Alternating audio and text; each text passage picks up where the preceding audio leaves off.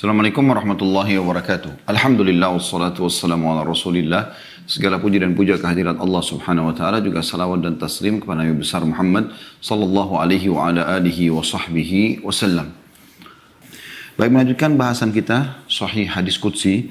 Dan tentu ini ditulis oleh Syekh Muhammad Syekh Mustafa Al-Adawi. Dan kita sudah membahas asal penulisan atau perintah penulisan dan persaksian, yaitu hadis nomor 124 dari awal kita belajar ya. Dan hadis ini berbicara tentang awal penciptaan Adam alaihissalam, bagaimana beliau bersin, lalu kemudian dijawab oleh Allah subhanahu wa ta'ala pada saat dia mengatakan Alhamdulillah.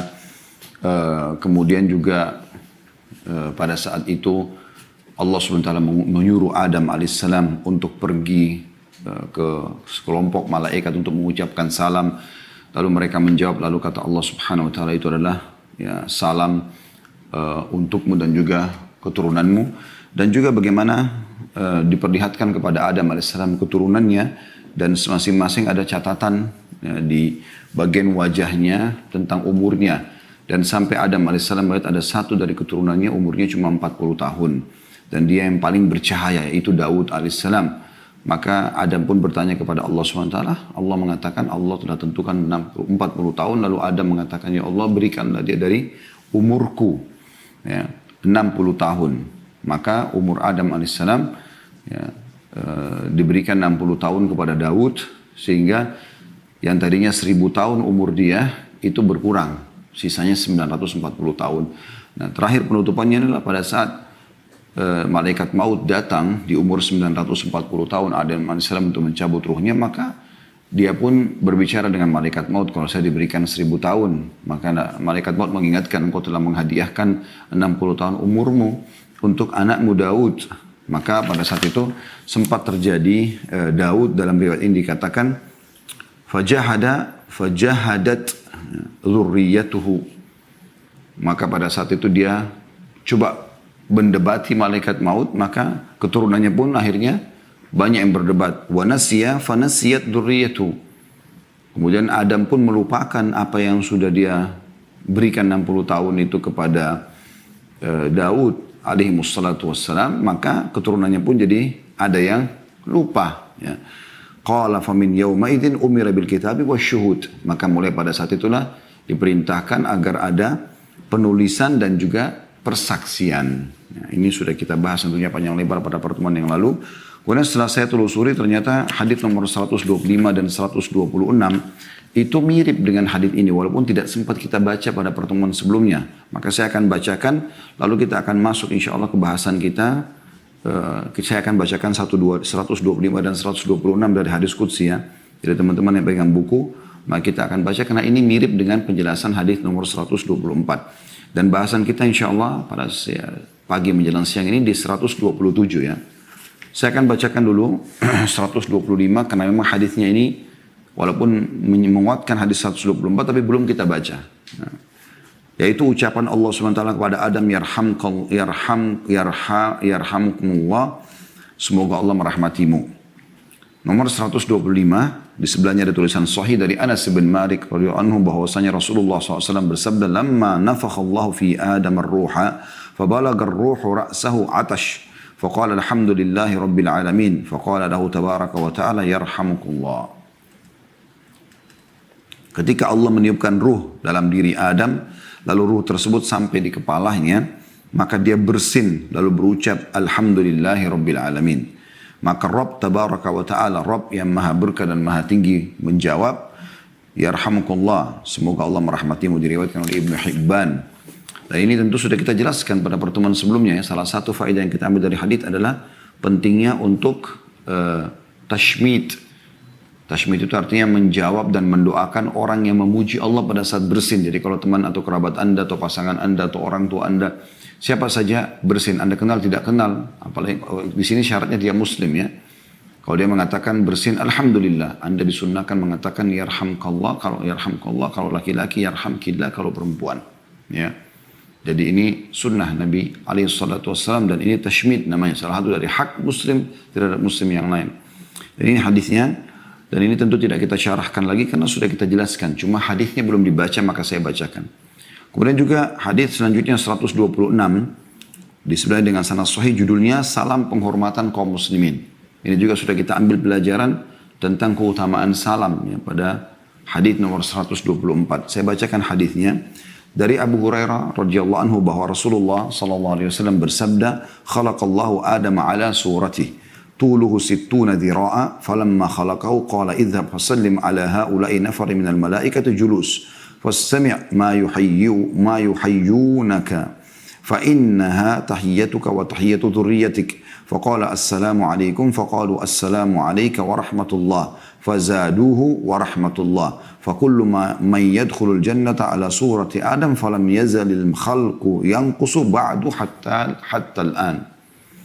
Allah Subhanahu wa ta'ala menciptakan Adam dalam bentuk rupanya, tingginya 60 hasta.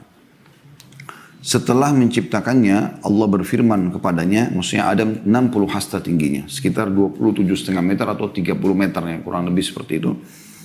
Lalu Allah setelah menciptakan mengatakan, "Pergilah, lalu ucapkan salam kepada mereka," maksudnya segolongan malaikat yang sedang duduk. "Kemudian dengarlah salam yang mereka ucapkan kepadamu," maksudnya jawabannya. "Sebab itu adalah salammu dan salam keturunanmu." Lalu dia mengucapkan Assalamualaikum, artinya keselamatan untuk kalian. Adam alaihissalam mengucapkan kepada para malaikat.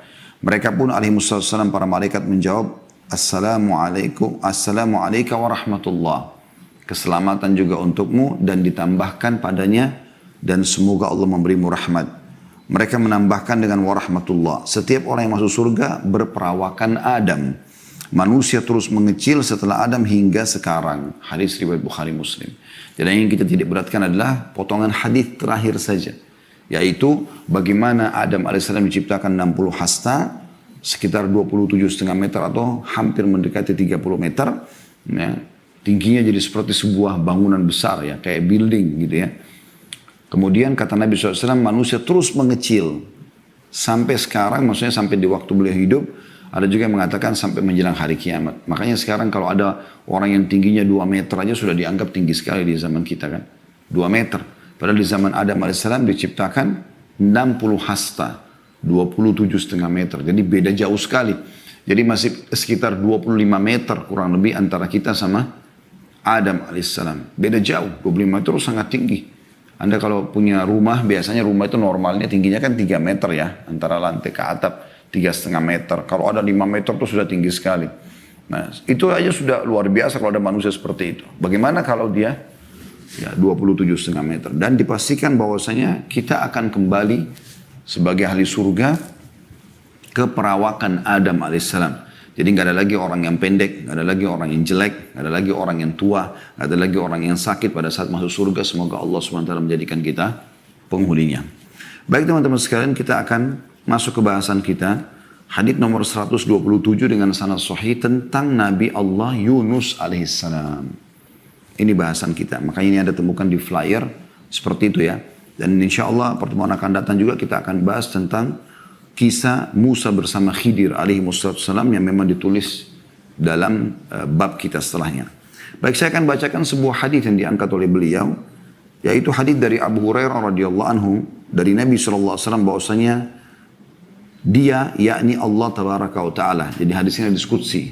Allah berfirman, "La yanbaghi li 'abdin li," dalam kurung wa qala ibnu Muthanna li 'abdi. Kemudian masuk tutup kurung lalu dikatakan ayyakula ana khairum min Yunus bin Matta alaihi salam. Tidak patut bagi hamba milikku, kata Allah. Lalu dalam kurung Ibnul Muthanna mengatakan, maksudnya perawi hadis yang menukil dalam sanad hadis dari Abu Hurairah mengatakan bagi hambaku. Jadi bisa ada dua riwayat, li abdin li au li abdi. Hamba milikku atau hambaku, kata Allah SWT. Tidak layak bagi hambaku yang mengatakan aku lebih baik daripada Yunus bin Matta alaihi salatu wassalam. Hadis riwayat Muslim dan Bukhari. Jadi hadis ini setelah saya lihat judulnya dan saya baca hadisnya, ternyata memang hadis ini berbicara tentang Nabi Yunus alaihissalam. Tepatnya keutamaan Yunus alaihissalam. Dan kita akan ambil insya Allah dua buah pelajaran dari hadis ini yang akan kita rincikan. Semoga Allah berkahi dan ikhlaskan niat kita dan memberikan sebagai ilmu tambahan buat kita, yaitu tentang kisah Yunus alaihissalam dan juga tentang masalah pentingnya tawadhu, merendah di dalam Islam. Baik teman-teman sekalian, saya akan coba bacakan dulu beberapa hadis ya, selain hadis qudsi ini yang mirip dengan hadis ini, yaitu hadis yang diriwayatkan Imam Bukhari. Kalau ada yang mau catat silakan, di nomor 3412 ya.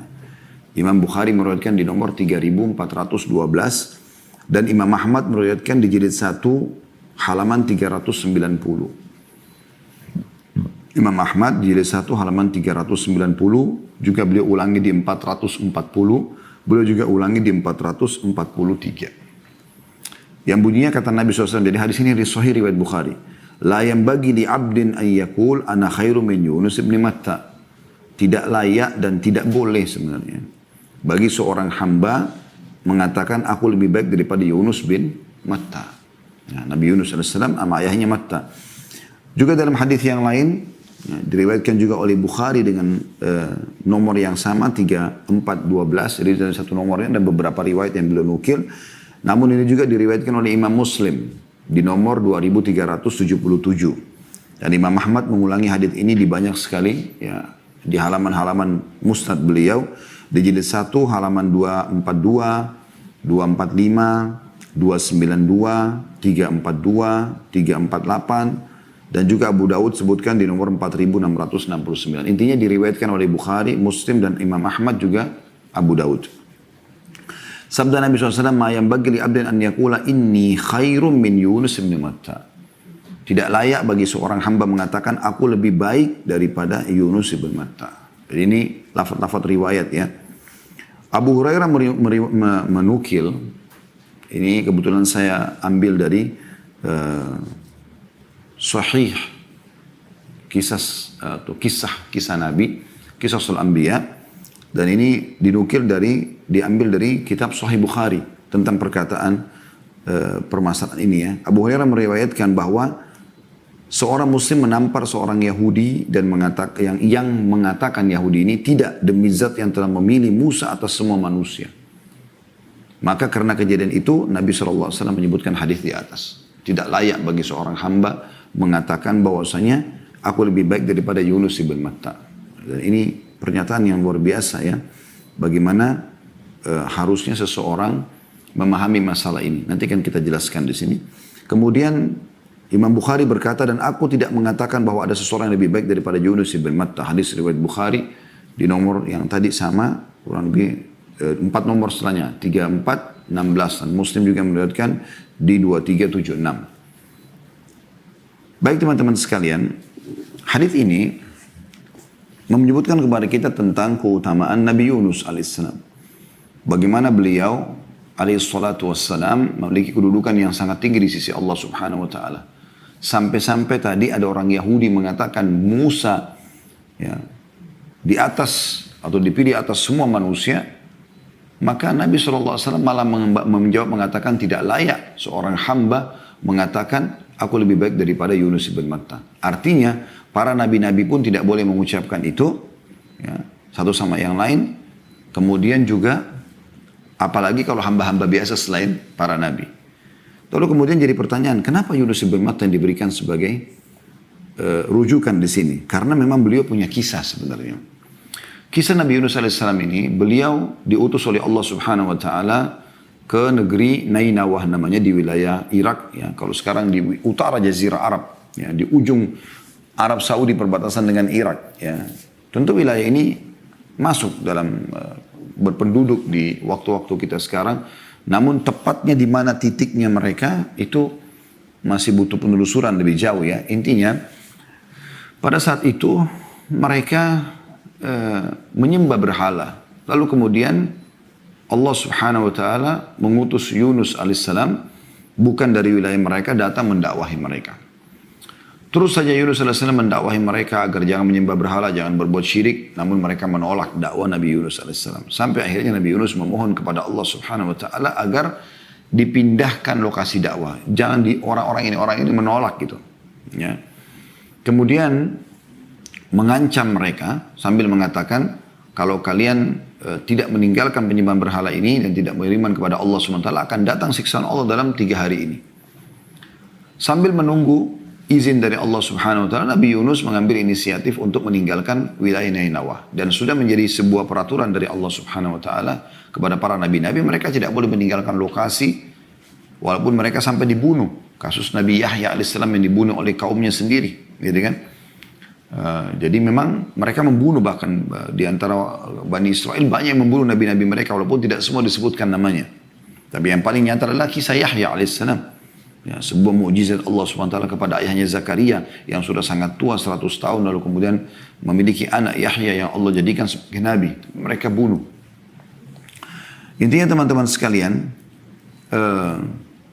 Nabi Yunus alaihissalam ini meninggalkan wilayah itu. Meninggalkan wilayah Nainawah dengan niat baik sebenarnya. Dia ingin mencari lokasi dakwah yang baru sambil menunggu wahyu turun. Maka karena itu Allah Subhanahu wa taala menghukumnya walaupun dia niatnya baik. Maka dia pun jalan naik di atas sebuah kapal. Akhirnya kapal itu dihantam dengan ombak yang besar, dan pada saat ombak itu menggoyangkan kapal tersebut, maka kapten kapalnya mengatakan kita harus mengurangi beban di kapal. Lalu dibuang-buangilah barang, ternyata masih belum bisa juga. Akhirnya diundilah nama siapa kira-kira di antara mereka yang akan turun dari kapal. Ya. Tepatnya pada saat itu memang di tengah lautan, mereka harus mengurangi beban, gitu kan. Maka mereka mengundi, ternyata dalam undian itu Yunus alaihissalam ya, yang keluar namanya, karena semua nama penumpang ditulis di atas sebuah kayu atau batu, kemudian diundi, diacak, keluar nama Nabi Yunus. Yang kedua juga begitu, yang ketiga juga begitu. Akhirnya setiap kali keluar nama Nabi Yunus, mereka mengatakan salah satunya, kami tahu ini Nabi Allah, mungkin ya, coba ulangi, kalau ada selain dari dia kita akan coba ya. Karena mereka juga mendengar Nabi Yunus alaihissalam di lokasi Nainawah, gitu kan. Tapi memang perlu kita garis bawahi teman-teman sekalian, nabi-nabi sebelum Nabi Muhammad SAW diutus khusus untuk kaumnya. Khusus untuk kaumnya. Ya, jadinya dia kalau berdakwah di Nainawah, Nabi Yunus tidak punya kewajiban untuk berdakwah di lokasi lain. Ya, satu-satunya nabi dan rasul yang Allah utus untuk seluruh alam semesta hanya Muhammad alaihi wassalatu wassalam. Hanya Nabi Muhammad SAW. Ini nabi yang paling mulia, yang Allah mengatakan, wa ma arsalnaka illa rahmatan lil alamin. Kami tidak utus ke Muhammad kecuali rahmat bagi seluruh alam semesta, gitu kan. Jadi Nabi Yunus SAW ada yang tahu dia nabi, gitu kan. Kemudian Nabi Yunus mengatakan mungkin ini peringatan dari Allah, karena dia meninggalkan wilayah Nainawah, dia merasa bersalah, akhirnya dia pun berdiri di pinggir kapal, lalu dia loncat dengan hikmah Allah SWT. Allah mengutus kepadanya ikan besar yang masyhur, lalu menelannya. Nah, pada saat ditelan oleh ikan tersebut, ya, dengan hikmah Allah Subhanahu wa taala, dia tetap terjaga dalam perut itu dan dia memperbanyak tasbih. Ada beberapa riwayat, tapi lemah riwayat ini, bahwasanya Yunus alaihissalam mendengarkan tasbih ya, yang ya, hewan-hewan laut yang ada di situ. Lalu dia bertanya, apa ini? Lalu kemudian disampaikan kepadanya oleh Allah Subhanahu wa taala melalui para malaikat, kalau itu adalah tasbihnya makhluk yang ada di laut. Maka dia pun bertasbih. Gitu kan? Dia pun bertasbih sampai akhirnya Allah SWT keluarkan dia. Tapi yang jelas dari umumnya ayat akan kita bacakan sebentar lagi insyaAllah, yaitu dia bertasbih kepada Allah Subhanahu Wa Taala. Ada riwayat sahih Nabi SAW mengatakan siapa yang membaca tasbihnya Yunus alaihissalam itu, atau nama lainnya Dhannun, ya, nama lain Yunus alaihissalam Dhannun, yaitu la ilaha illa anta subhanaka inni kuntu minadh dhalimin, maka akan diijabah doanya. Itu kata Nabi SAW dalam hadis sahih. Maka Yunus SAW terus mengucapkan kalimat ini, la ilaha illa anta subhanaka inni kuntu minadh dhalimin, la ilaha illa anta subhanaka inni kuntu minadh dhalimin. Tidak Tuhan yang berhak disembah kecuali Engkau ya Allah, aku termasuk orang-orang zalim. Maksudnya betul-betul aku mengakui kesalahanku. Ya. Maka pada saat itu pun Allah Subhanahu wa taala mengizinkan dia dimuntahkan oleh ikan tersebut ke sebuah tanah yang tandus. Kemudian Allah Subhanahu wa taala mengaruniakan kepada dia ada pohon dari yaktin atau buah labu, kemudian dia memperkuat dirinya dengan buah tersebut. Ya. Ada juga beberapa athar menukil bahwasanya Allah Subhanahu Wa Taala mengaruniakan dia seekor sapi yang punya susu yang baik, lalu dia memperkuat dirinya dengan susu tersebut. Intinya pada saat itu Allah Subhanahu Wa Taala memerintahkan dia agar kembali ke Nainawah untuk mendakwahi mereka. Ya, dan disebutkan di situ dalam ayat Quran yang akan kita baca insya Allah jumlah mereka 100.000 atau lebih dari 100.000 warga atau masyarakat ya. Dan pada saat Nabi Yunus SAW meninggalkan, sementara Allah Subhanahu Wa Taala memberikan didikan kepada nabinya yang mulia ini, Yunus SAW, maka penduduk Ninawa di dalam hari-hari Nabi Yunus pergi itu, mereka kedatangan siksa Allah Subhanahu Wa Taala, dalam arti kata sudah ada tanda-tanda langit gelap, hujan turun segala macam, dan akhirnya sampai Subhanallah mereka taubat. Pada saat mereka lagi kocar kacir, ya, mereka lagi mau melarikan diri, maka kepala suku mereka menenangkan dan akhirnya mengajak semuanya untuk bertaubat. Ya, mereka semua bertaubat kepada Allah Subhanahu Wa Taala, menyatakan beriman, maka Allah pun menghilangkan siksaan tersebut. Ya, Allah pun menghilangkan siksaan tersebut dan akhirnya mereka menyatakan beriman kepada Nabi Yunus, bahkan mereka memohon agar Allah Subhanahu Wa Taala mengembalikan Yunus kepada mereka. Alaihissalatu wassalam. Intinya Yunus SAW kembali dan akhirnya mereka beriman kepadanya. Nah, di sini teman-teman sekalian, dari kisah ini kita akan coba juga kuatkan nanti dengan baca. Silakan nanti dibuka. Saya berharap teman-teman buka handphonenya, aplikasi Al-Quran maksud saya di handphone. 3 surah ya, surah Shaffat, ada surah Anbiya dan surah Yunus. Ya, yang jelas ada 1 surah dalam Al-Quran yang Allah berikan nama Yunus alaihissalam, dan ini pasti punya kedudukan tersendiri ya. Seperti ada surah Muhammad, ada surah Yusuf, ada surah Ibrahim ya. Ini semua ada surah Hud. Ya. Tidak semua nabi-nabi Allah gunakan namanya. Ada umumnya nabi-nabi seperti Sulaiman alaihissalam terkenal. Daud alaihissalam terkenal. Musa alaihissalam terkenal. Tapi tidak ada nama surah untuk nama mereka. Yunus alaihissalam punya nama digunakan. Ya, Yunus. Padahal sebenarnya kalau kita lihat surah Yunus, ya, itu dalam Al-Quran, nanti kita akan baca insya Allah. Hanya ada 1 ayat yang menyebutkan tentang Yunus alaihissalam di situ. Tepatnya ayatnya ke-98. Nanti kita akan baca insya Allah. Namun saya ajak teman-teman untuk membuka surah Shaffat dulu. Surah nomor 37 ayat 139 sampai 148. Saya ulangi lagi, surah Shaffat surah nomor 37 ayat 139 sampai 148. Baik, saya juga akan buka di aplikasi di handphone insya Allah. Sekali lagi ya, surah nomor 37 As-Shaffat ya. Ayatnya itu 139 kita akan baca insya Allah sampai 138. Saya akan bacakan insya Allah. A'udhu billahi minasyaitonir rajim. 139-nya surah Shaffat. Wa inna Yunusa laminal mursalin. Sesungguhnya Yunus benar-benar salah satu seorang rasul. Ya, salah satu seorang rasul. Jadi dipastikan memang dia adalah utusan Allah Subhanahu wa taala, dan tentu nanti akan kita sebutkan teman-teman sekalian, untuk menjadi utusan Allah ini punya kelebihan. Allah SWT pilih mereka khusus. Bukan semuanya orang gitu. Yang paling suci hatinya, ya, yang paling sempurna fisiknya, yang paling sempurna jalur nasabnya. Bahkan mereka terkenal tidak pernah berbohong dalam hidup mereka. Orang yang paling bersih.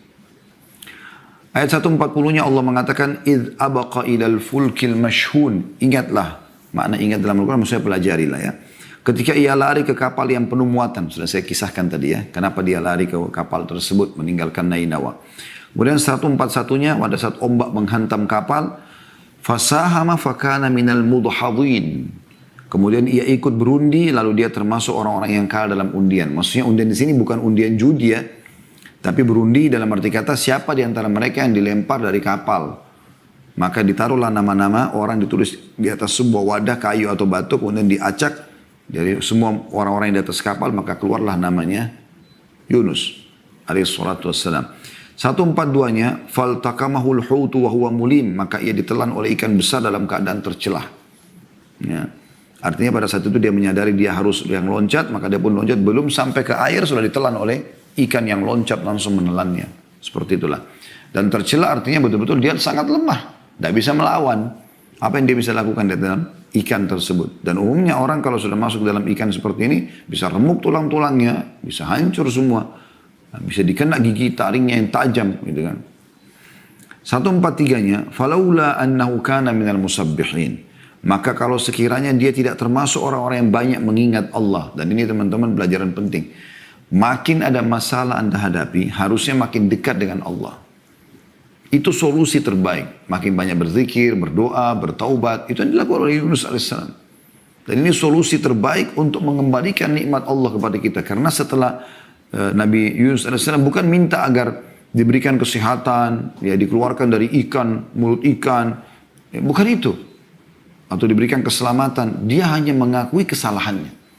Maka dengan itu Allah subhanahu wa ta'ala mengeluarkan dia dari mulut ikan tersebut. Allah sehatkan badannya, berikan dia tumbuh-tumbuhan, tadi yang saya katakan labu, kemudian juga ada sapi yang memiliki susu yang dia pernah dia minum, lalu kemudian dia kembali sementara kaumnya sudah beriman kepadanya. Kan gitu. 144-nya Allah mengatakan la labitha fi batnihi ila yaumi yub'atsun. Maka niscaya dia akan tetap ya, tinggal di perut ikan itu sampai hari berbangkit. Allah subhanahu wa ta'ala akan kekalkan dia di dalam perut ikan tersebut sampai hari kiamat. Pada saat hari kiamat ikan itu pun mati karena semua akan mati menjelang hari kiamat. Maka pada saat itu pun Yunus AS ya, baru bisa terlepas dari perut ikan. Kalau dia bukan termasuk orang yang banyak bertasbih. Dan ingat tasbihnya sudah disebutkan dalam riwayat sahih adalah kalimat la ilaha illa anta subhanaka inni kuntu minadh dhalimin. Jadi pengakuan terhadap dosa kalau dia berbuat zalim. Gitu kan. Lalu 145-nya karena dia banyak bertasbih fanabadnahu bil ara'i wa huwa saqim. Kemudian kami lemparkan dia ke daerah yang tandus sedang dia dalam keadaan sakit. Gimana enggak sakit? Tentu tidak ada kejelasan tepatnya riwayat berapa lama dia di dalam perut alaihissalam di dalam perut ikan itu.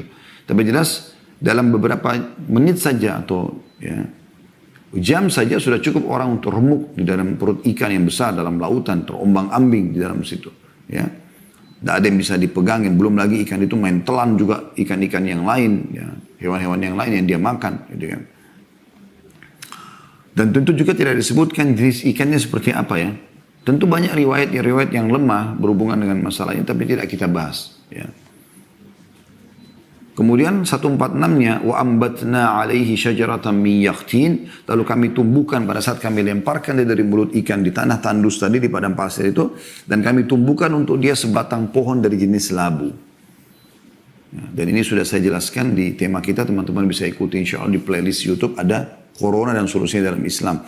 Itu kita bahas salah satu yang makanan terbaik adalah yaktin, labu itu. Dan sudah kami praktikin waktu itu sama Akhrido Jazakallah Khair. Chef kami yang ada di Resto Ajwad itu untuk membuatkan ada jus labu, ya ada sup labu, dan itu sangat bagus. Diambil daripada hikmah kejadian ini tentunya. Lalu 147-nya kata Allah, wa arsalnahu ila mi'ati alfin aw yazidun. Dan kami utus dia kepada 100.000 orang atau lebih. Tentu khilaf antara ulama tentang masalah apakah 100.000 ini kaumnya atau kaum yang lain. Tapi yang lebih condong ya pendapat ulama yang kami pilih adalah kepada kaumnya kembali. Karena kaumnya nanti akan kita bacakan ini ada hubungannya dengan surah Yunus ya. Bagaimana Allah selamatkan kaum Yunus dari siksaan justru karena mereka juga taubat kepada Allah subhanahu wa ta'ala. Maka Allah kembalikan Yunus kepada mereka. Kemudian 148 dikatakan fa'amanu famatta'nahum ilahin. Lalu mereka beriman. Siapa mereka? Kaumnya Nabi Yunus. Karena itu kami anugerahkan kenikmatan hidup kepada mereka hingga waktu yang tertentu. Maksudnya sampai ajal mereka datang. Ya. Sekarang coba teman-teman kita buka surah Al-Anbiya. Ya, surah nomor 21 dalam Al-Quran. Ini memang berbicara tentang nabi-nabi tentunya. Ayat 87 dan sampai 88. Jadi 2 ayat saja di sini, 87 sampai 88. Tentu di sini banyak sekali ayat-ayat yang dalam surah ini bicara tentang semua hampir nabi-nabi atau mayoritas nabi-nabi disebutkan ya dari 25 nabi yang wajib kita imani itu. Tapi di sini di ayat 87, 88 2 ayat ini khusus bicara tentang Yunus alaihissalam. Saya bacakan Al-Anbiya sekali lagi surah nomor 21 ayat 87 dan 88. A'udzu billahi minasyaitonir rajim wa dhannuni idz dhahaba mughadiban fa dhanna an lan naqdir alayhi fanada fi dhulumati an la ilaha illa anta subhanaka inni kuntu minadh dhalimin. Dan ingatlah kisah Dhannun atau Dhunnun. Ini nama lainnya Nabi Yunus alaihissalam. Dan saya sudah bilang kalau bahasa ingat dalam Al-Quran berarti pelajarilah. Ya, karena kita tidak mungkin ingat kalau kita tidak pelajari kan gitu. Ketika ia pergi dalam keadaan marah. Dia marah sama siapa? Sama kaumnya karena tidak mau beriman. Lalu ia menyangka bahwa kami tidak akan mempersempit atau menyulitkannya. Karena dia meninggalkan lokasi sebelum datang izin. Ya. Maka ia menyeru dalam keadaan sangat gelap. Di mana ini? Di perut ikan. Ya. Dia mengatakan bahwa tidak ada Tuhan selain engkau maha suci, engkau sungguhnya aku termasuk orang-orang zalim. Sudah kita jelaskan, zikir ini luar biasa. Pengakuan dosa kepada Allah itu sudah cukup menjadi penyebab kembalinya nikmat-nikmat. Ya. Lalu Allah mengatakan ayat 88-nya fastajabna lahu wa najjaynahu minal gham wa kadzalika nunjil mu'minin. Maka kami telah memperkenankan doanya dan menyelamatkannya dari kedukaan, dan demikianlah kami selamatkan orang-orang beriman. Ya, karena dia bertaubat maka Allah selamatkan dia. Yang terakhir teman-teman, kita ke surah Yunus, surah nomor 10 dalam Al-Quran, dan kita akan baca ayat 98. Nah, ini cuma satu ayat saja ya. Ini tentang bagaimana penduduk Nainawa Allah selamatkan karena beriman. Ya. Bunyinya a'udzubillahi minasyaitonirrajim falaula kanat qaryatun amanat fanafa'aha imanuha illa qauma yunus lamma amanu kashafna anhum adzabal khizyi fil hayatid dunya wa matta'nahum ila hin. Dan mengapa tidak ada penduduk satu kota yang beriman lalu imannya itu bermanfaat kepadanya selain kaum Yunus?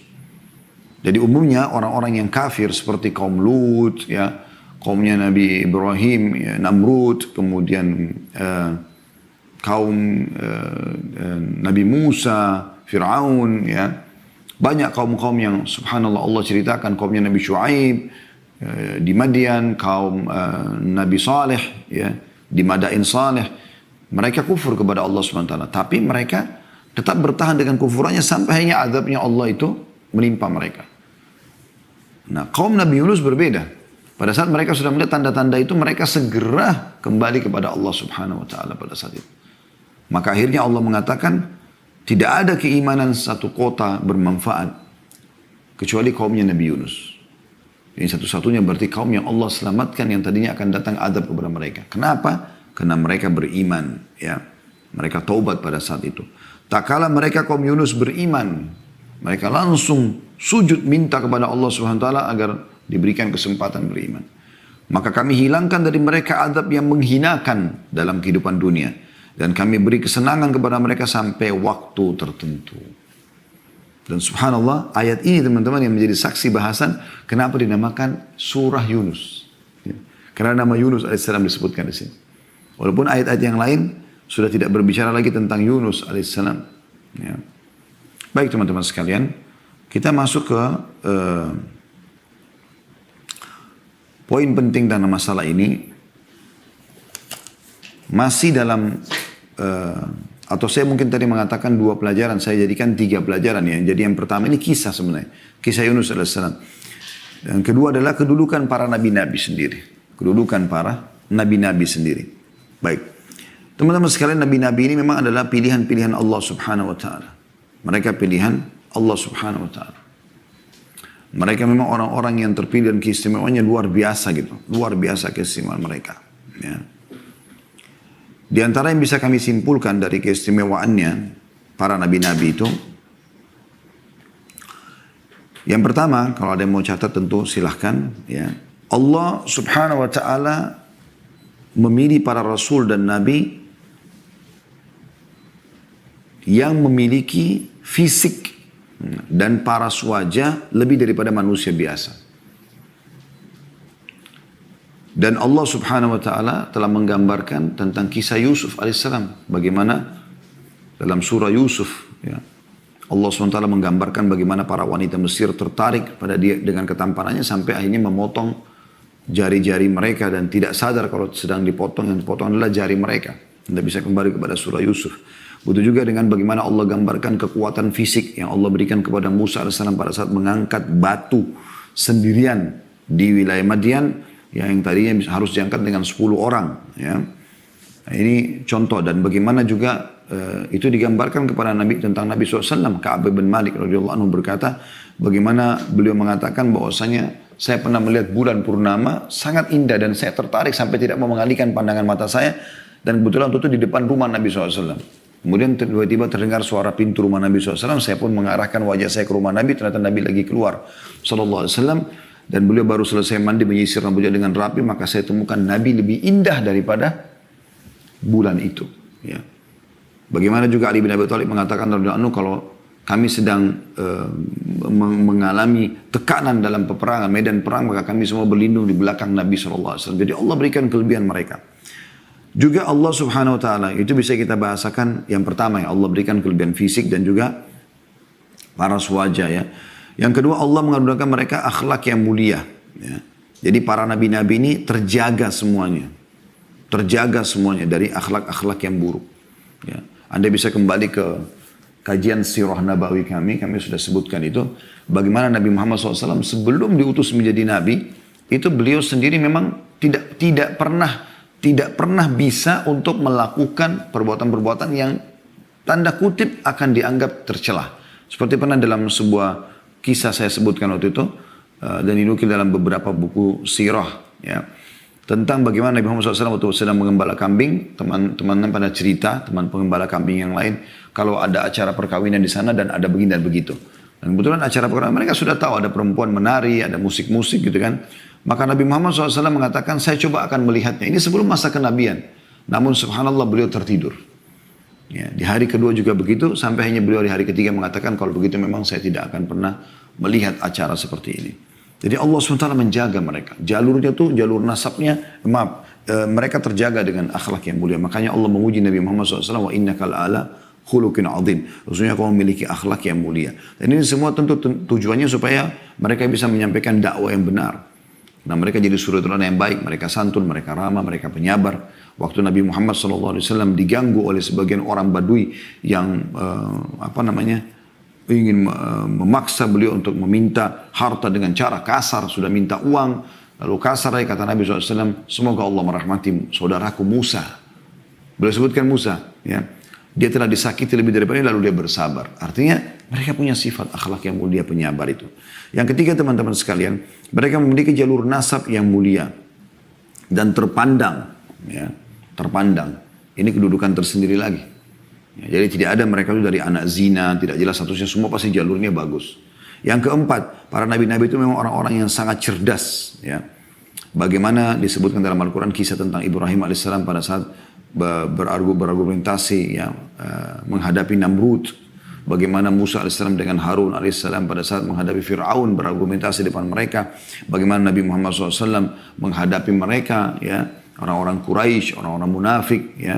Sampai pernah ada orang munafik sudah jelas-jelas, ya, yang luar biasa mereka coba, ya,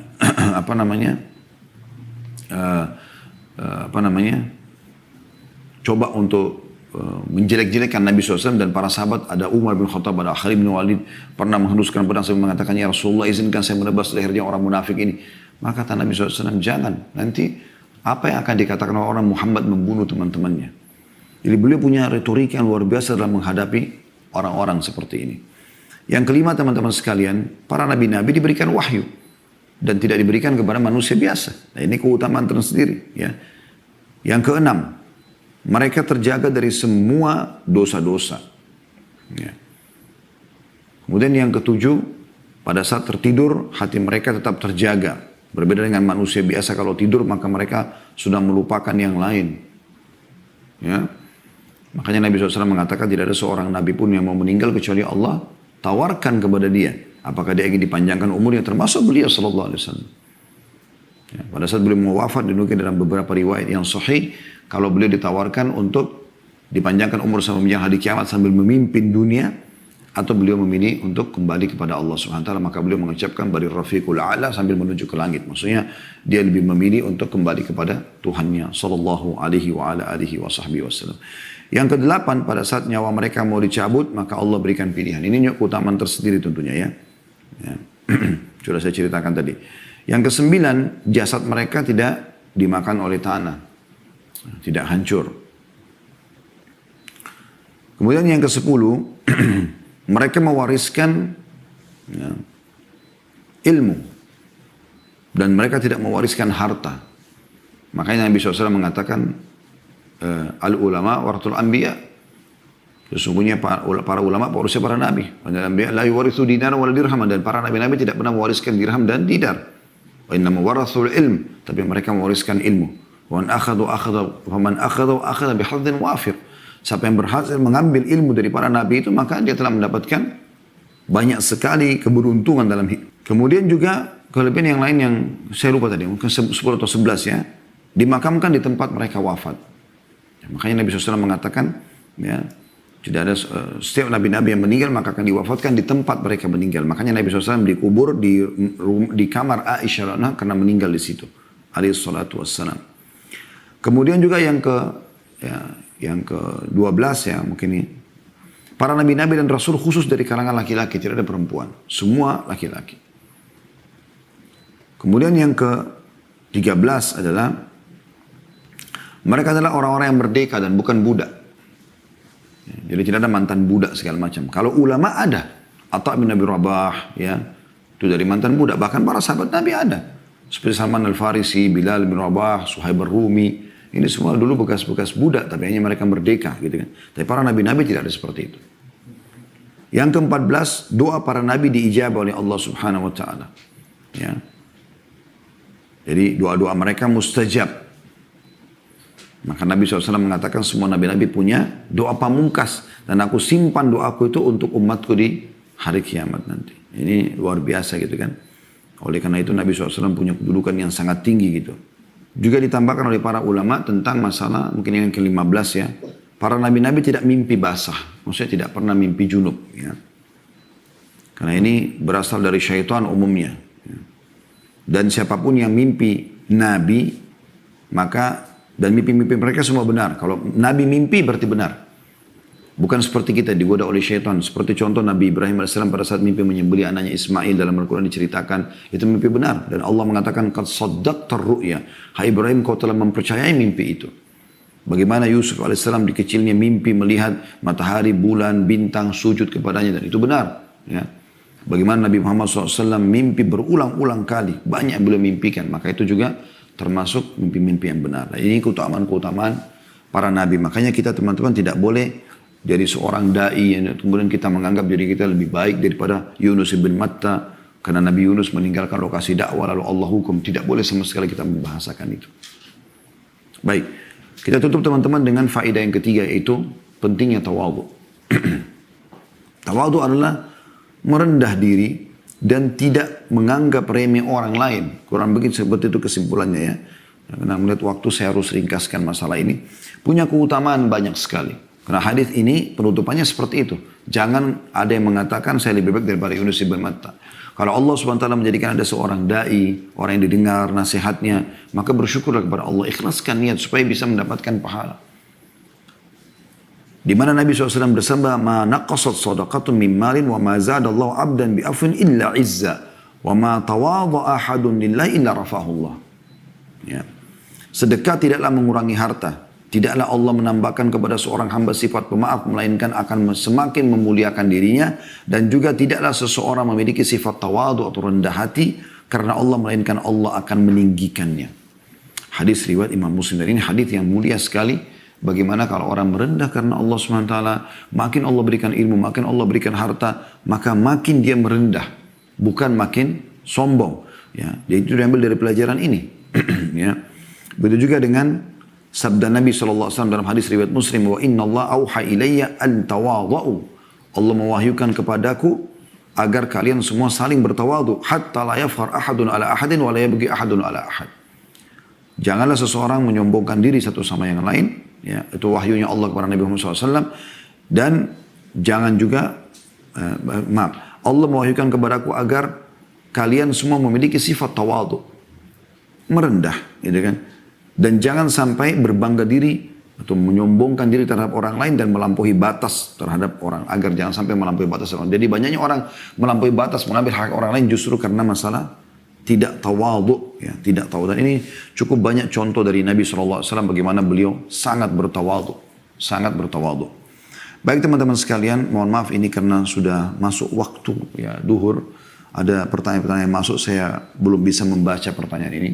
Yang saya harapkan adalah teman-teman bisa mengambil pelajaran dari sini. Tentu kita tidak mungkin menunda sholat kita karena kita juga akan mengejar awal waktu. Sekali lagi saya mohon maaf karena belum bisa membaca pertanyaan pada kesempatan ini. Semoga insya Allah di lain waktu kita bisa membaca itu. Subhanakallahumma bihamdika asyhadu an la ilaha illa anta astaghfiruka wa atubu ilaik. Wassalamualaikum warahmatullahi wabarakatuh.